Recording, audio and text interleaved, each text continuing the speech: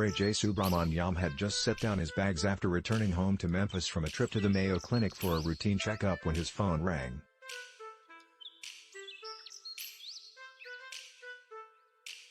It was FedEx Chairman and CEO Frederick W. Smith, a half-hour early for their scheduled call. FedEx time, Subramaniam quips, saying he wanted to tell the board he was ready to pass the baton. "Are you ready?" Smith asked. Subramaniam said he was. "I had kind of mentally prepared for the moment to come, even though anytime that happens it's always going to be a surprise," he told Forbes in his first interview since being named CEO-elect at the end of March. "The second thing I felt was a huge sense of accountability and responsibility. It's easy to see why." Subramaniam, 56, knows that many eyes will be tracking his every move when he steps into the top job on June 1st. He is, after all, replacing an iconic leader who remains a vocal champion for U.S. business at 77 and has led FedEx since founding it in 1971. As CEO, Subramaniam will also be one of the most prominent Indian-born leaders to occupy the C-suite.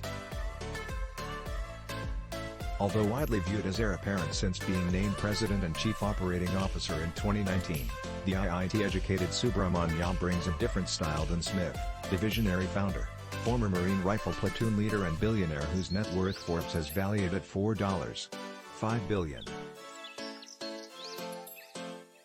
"If someone had told me when I joined this company 30 years ago that this is the role I would be playing, I would have thought I'd have a better chance to play for the Memphis Grizzlies," Subramaniam says of FedEx's hometown NBA team. In one of the most closely watched successions in years, Smith's CEO tenure outlasts all but Warren Buffett's in the S&P 500, according to the conference board. Subramaniam will now be the one charged with checking up on FedEx's health. He takes over as the logistics giant has been wrestling with higher labor costs, squeezed profit margins and a shift from commercial to e-commerce packages, facing stiff competition not only from its chief rival, UPS, but from Amazon. Since February 2019, as the S&P 500 soared more than 50%, the stock price of UPS rose 77% while FedEx shares lagged, rising just 13%. Subramaniam, a 31-year FedEx veteran who spent much of his career in marketing, with periods running its business in Canada and, briefly, FedEx Express, won't be going it all alone. Smith is remaining as executive chairman, focusing on issues such as sustainability, public policy and innovation.